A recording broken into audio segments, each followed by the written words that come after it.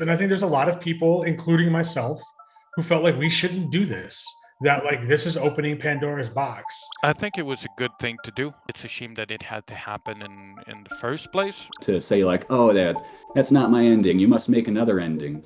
How do you telling an artist that to me still boggles my mind a little bit.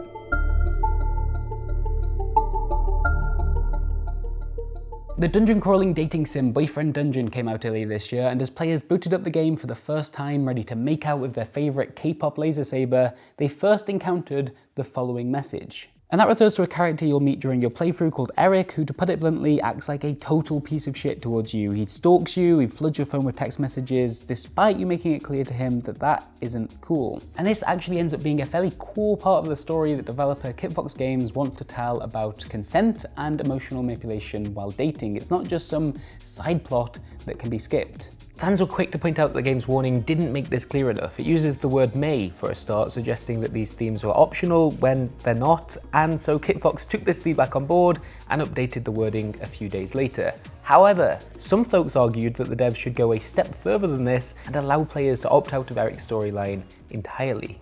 And that's actually a very different sort of request. Here's reporter Geeta Jackson explaining why at the time. This is not a game where you can not have those negative interactions and still tell the kind of story they want to say. Interesting thought though, isn't it? Updating a game to fix a problem may be one thing, but to significantly change its message as a result of external pressure, ooh, that's going to invite all sorts of difficult questions about the relationship between a storyteller and their audience.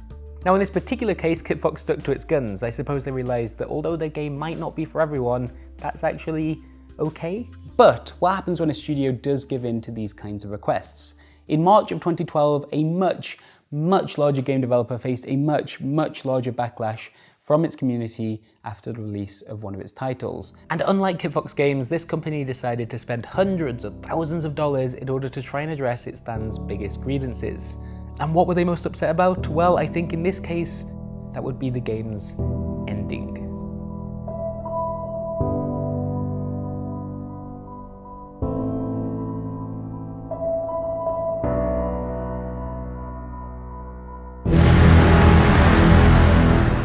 Over the last couple of months, I've interviewed 9 former BioWare developers, from gameplay designers to cinematic animators to writers to programmers, in order to get an idea of what happened from their perspective and to see where they land on this now infamous decision made almost a decade ago. Now before we begin, a couple of very quick comments about the people we've been able to speak to here. First of all, they're all developers who've left BioWare in the years following ME3 being released. As is often the case with our work, we also tried to go through official channels as well, but I suppose there wasn't an obvious incentive for BioWare or EA to reopen this particular can of worms. The second point I want to make is this. Although our interviews span across several different departments, they're not entirely reflective of everybody's experience working on Mass Effect 3. To be more specific, I'm disappointed not to have been able to include a more diverse range of voices in our reporting. I asked a lot of people to be involved in this video, but in the end we could only interview those who felt comfortable being interviewed. And as you'll hear later on in the story, the controversy surrounding this particular game led to some fairly awful harassment for some of the people who worked on it. And so I cannot blame anybody who weighed up the pros and cons of being interviewed here and thought, fuck no. But what we have ended up with is an insight to how it felt to have worked on a game and a series with perhaps the most controversial ending in video game history. And the thing is, most people on the team didn't see it coming. A lot of us didn't have a whole lot of high visibility into what the ending was actually going to be. It came in really late. It was in what's called an animatic for a long period of time, which is like a rough drawing of storyboards and some sound over it.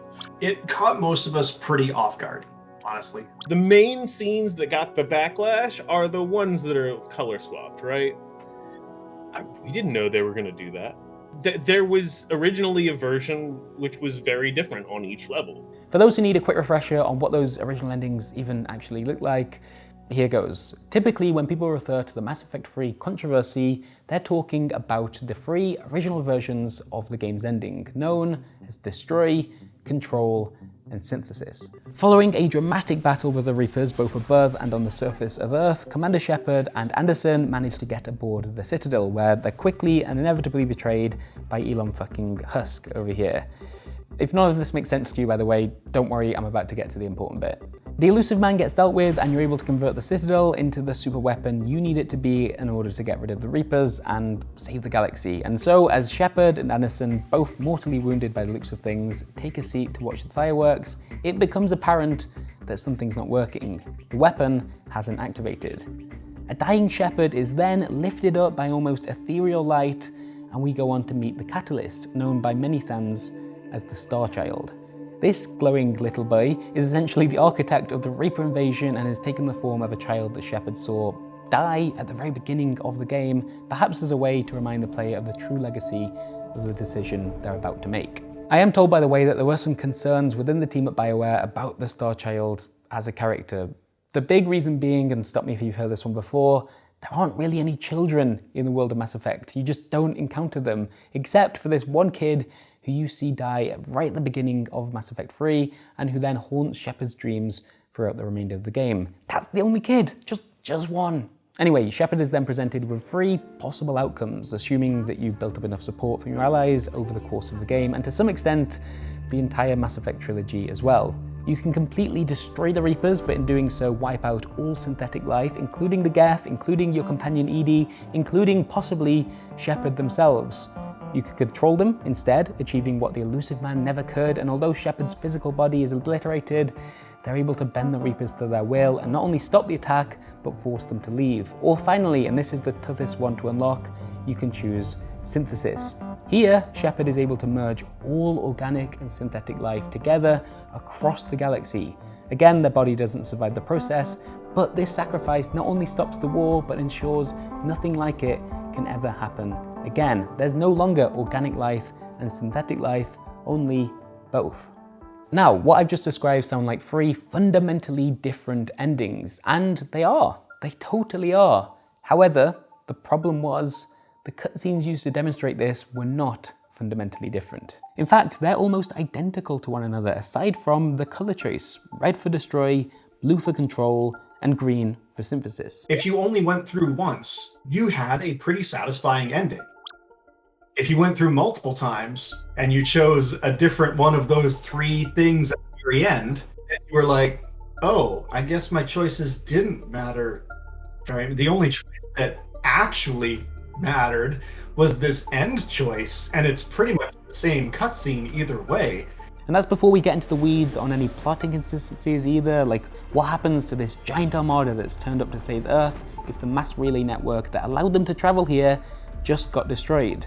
And then hang on, what's going on with the Normandy again? My major question was, okay, Joker's flying away towards this planet, which he crashes on, being damaged by the explosion from the relays and stuff like that.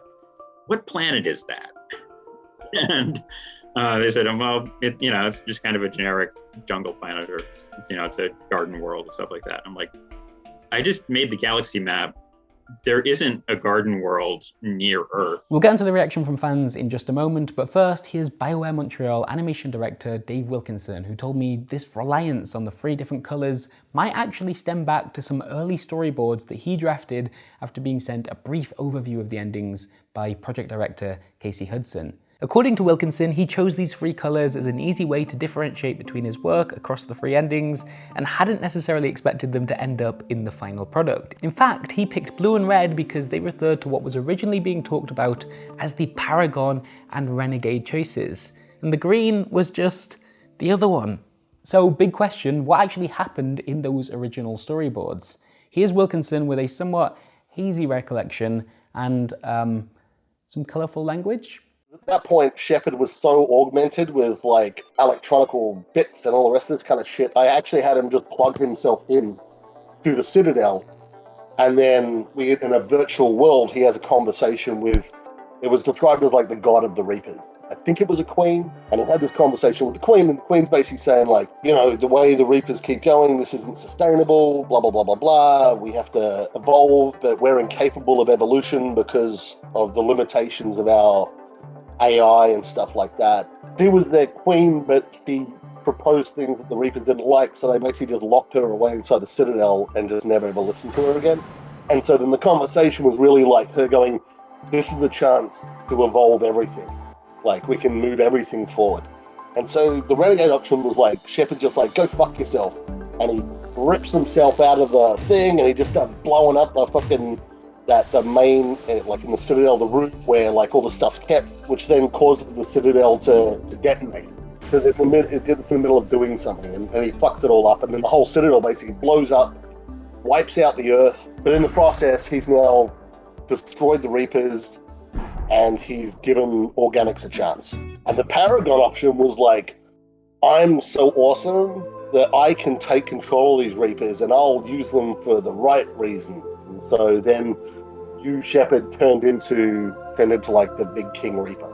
And then you still said fuck you to the Queen, but you did it because you became the Reaper and then you could lead the Reapers to be a power for good or whatever the fuck that meant. The ending that everybody could get was Synthesis, which is where the Queen's like, we're going to use space magic and we're going to combine the best parts of you and the best parts of me and we're going to send that out through the universe and it's going to change everything. Everybody is going to get affected by this and everybody's going to change.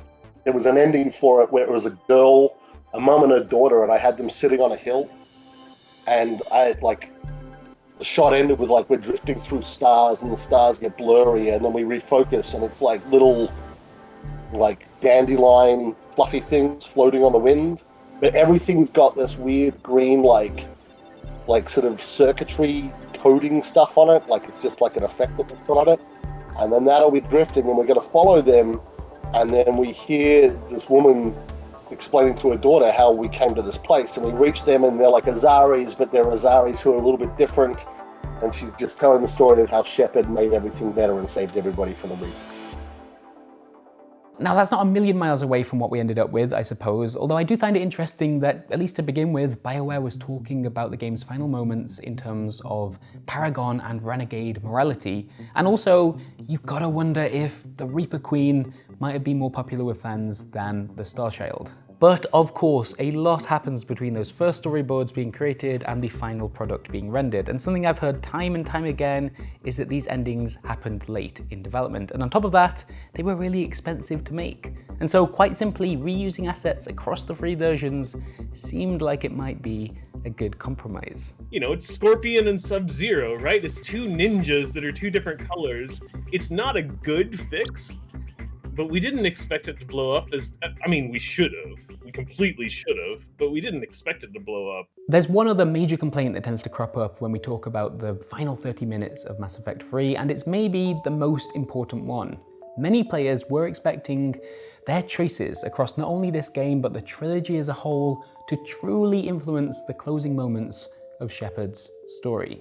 And in fairness to them, BioWare had suggested this would be the case in multiple interviews with the press prior to the game's launch. If you read Game Informer just a couple of months prior to ME3 being released, for example, you'd have seen the game's director saying there are not going to be just an A, B, and C ending to pick from.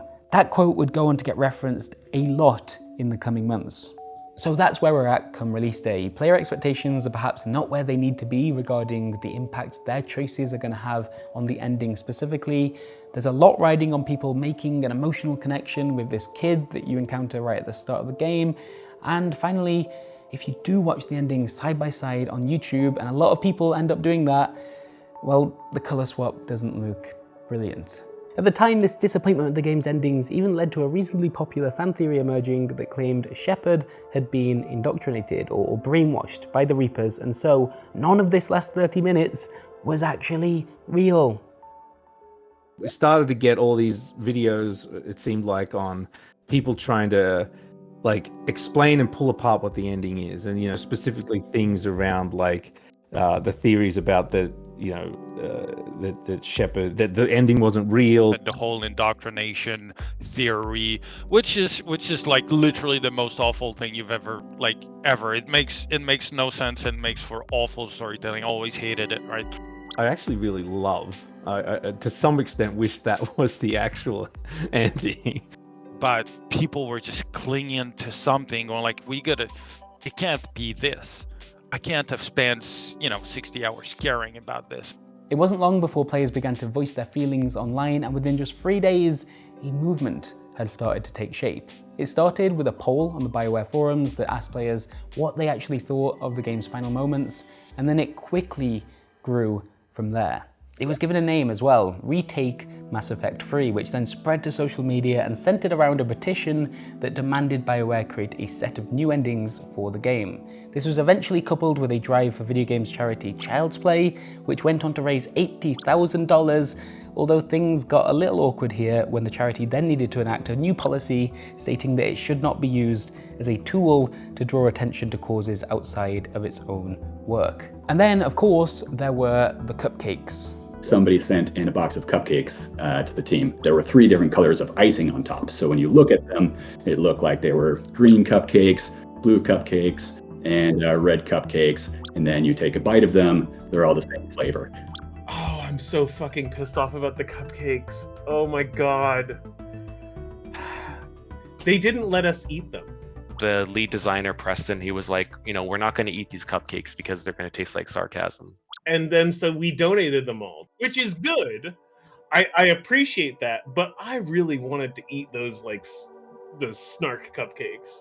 I thought it was funny.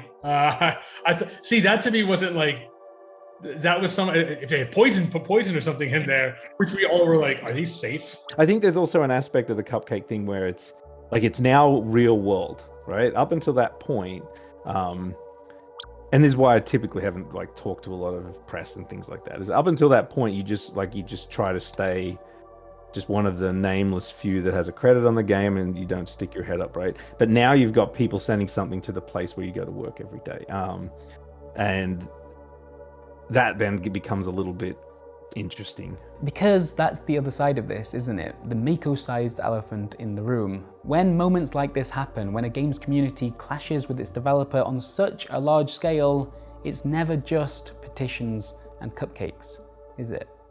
Just 1 year before Mass Effect 3, BioWare had released Dragon Age 2 after an incredibly short time spent in development, just over a year, in fact. This was a business decision, not a creative one, and the team worked like crazy to make that game with 500,000 words of dialogue that was meant to be a worthy successor to Dragon Age Origins. It was, of course, an almost impossible task to make a game that quickly to the right standard, and the game suffered greatly as a result.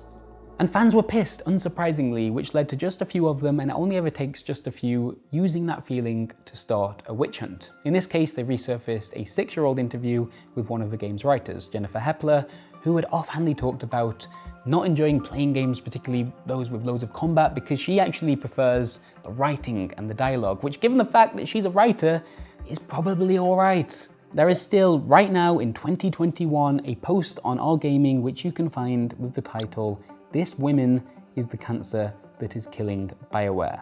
Now I suppose there's a non-zero chance that whoever posted that to Reddit is watching this video, given the subject matter, and so if you are, hello.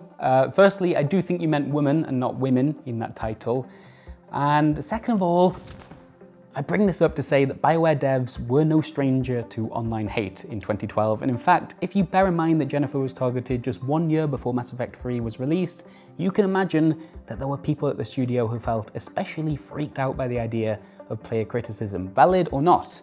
What if they're the next target, they must be thinking? There were literal death threats.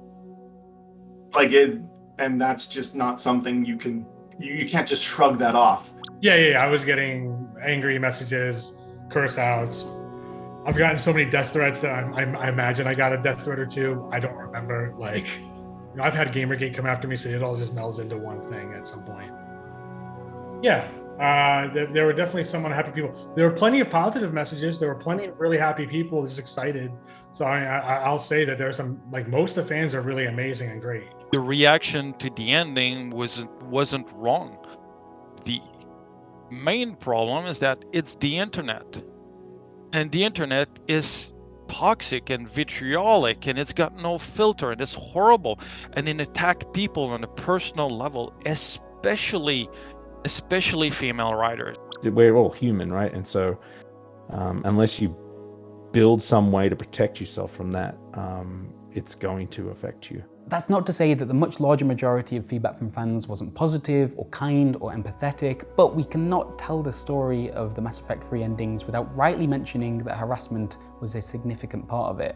And so, to begin with, BioWare's first instinct was to defend itself. We're under siege again, people thought. Let's circle the wagons and make sure that everyone is looked after. And I remember team meeting basically calling gamers entitled. We gave them something great. We worked really hard on this. I'm really proud of all of you, because how can you really come up in front of the studio going like, I'm the game director or I'm the studio director, I'm an important person, I made decisions, and your hard work didn't produce something good? You can't do that. But eventually, as the team was able to separate the noise from the more legitimate criticism, there were people higher up in the company who started to soften their stance on what was going on. After both Dragon Age 2 and then this, there was a feeling that BioWare needed to win back some goodwill with its player base. And the biggest thing I remember was Dr. Ray and Greg, the two of the co-founders that were still at the studio. And they're like, we're gonna fix this, we're gonna do right by the fans. And they were very immediately like, we are gonna change, make an extended edition or extended ending and put it out for free. The Mass Effect 3 Extended Cut was announced just 1 month after the game's launch and released as a free update less than 3 months after that. The Extended Cut is not a set of different endings, but rather it's an expansion of the original story. We're trying to put on the screen what we imagined was implied by the original endings and address a lot of the feedback and the questions that we've received. This update introduced additional cinematics and epilogue scenes to each of the 3 ending choices, as well as introducing a new 4th option in which Shepard refuses to destroy, control, or synthesize, and instead allows the Reapers to wipe out humanity and the rest of the galaxy once again. But what did the BioWare staff think of that decision? 10 years on, do they think it was the right thing to do? It's kind of a selfish thing for me because I am glad that we made a better product. I honestly would not have changed it. Do I wish that the ending was satisfactory? Yeah, of course I do. But it's I think now I probably have like very little tolerance for people who still bring it up. I've tended to always sort of think of the audience of a role-playing game, whether it's a computer RPG or a tabletop role-playing game. I always think of the audience as part of the experience of creating the art. To say like, oh, that's not my ending, you must make another ending. How do you, telling an artist that, to me still boggles my mind a little bit. I think it was a good thing to do. I mean, I think it was it's a shame that it had to happen in the first place. And I think there's a lot of people, including myself, who felt like we shouldn't do this. That like this is opening Pandora's box. What I was very, very happy about personally is that they recognized that there was value to some criticism that was made and they tried to address it.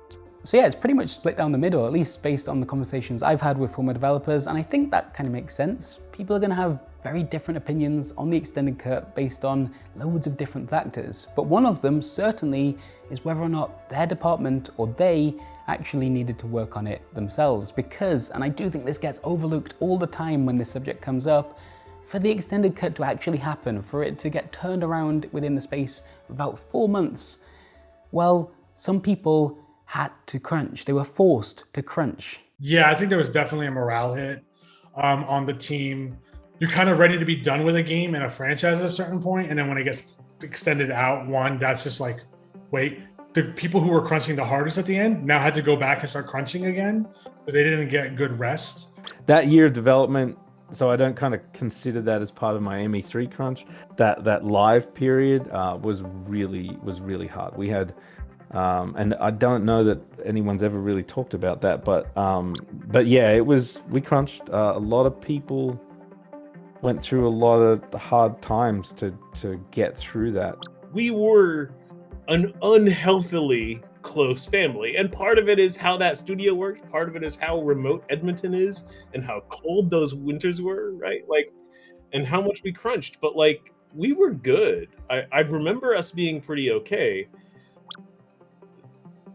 But like within a year, everybody was in like, and then within 2 years, once we got into Dragon Age Inquisition by a year, everybody was fried. Everybody was completely destroyed.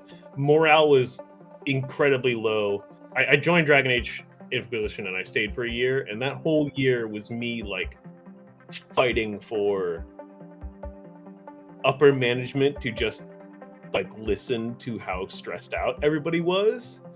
And so I don't normally attribute much of that to Mass Effect, But it is safe to say that like around that time, a lot of people were starting therapy. BioWare, like so many big video game developers, has a terrible track record when it comes to overworking its staff. One former developer told me that as a company, it never wants to crunch, but it seems entirely unable to avoid it. And so maybe as we continue to debate the artistic integrity of a decision like the Mass Effect 3 extended cut, which I do think is a really fun discussion, don't get me wrong, we've made this video because I find it so interesting, but it's also worth reminding ourselves that the cost of making it was not only financial, or even a matter of authorship, it was also human. Some folks who probably needed a good, long break after creating a hugely ambitious game didn't get to have one. Maybe we should have sent them cupcakes for that.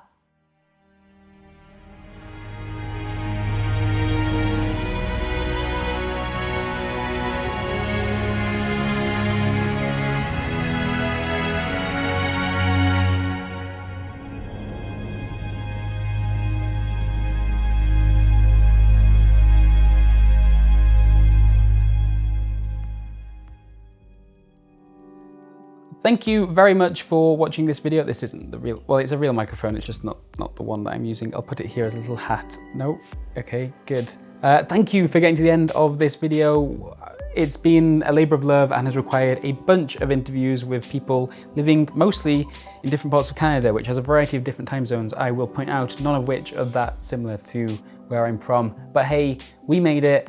And I should also say a massive thanks to those former developers, former BioWare developers, they're still developers. What is going on with me in this section? I'm all over the place. People Make Games is almost entirely funded by the support of you, our audience, over at patreon.com/peoplemakegames. And if you are a patron or would like to become one, I've got a couple of nice freebies for you to do with this video, no matter what tier you're in. The first of which is this artwork right behind me, which was originally going to be the thumbnail for this video, but we decided against it in the end, which I think is a massive shame because it looks great. And so if you'd like to, I don't know, download it as a wallpaper or something like that, you can find it on our most recent Patreon post. There's also a video there which I cannot believe we're sharing that I made back in June of 2012, in which I shared my thoughts at the time about the Mass Effect 3 extended cut. Let me just say that my opinions have probably developed somewhat since then.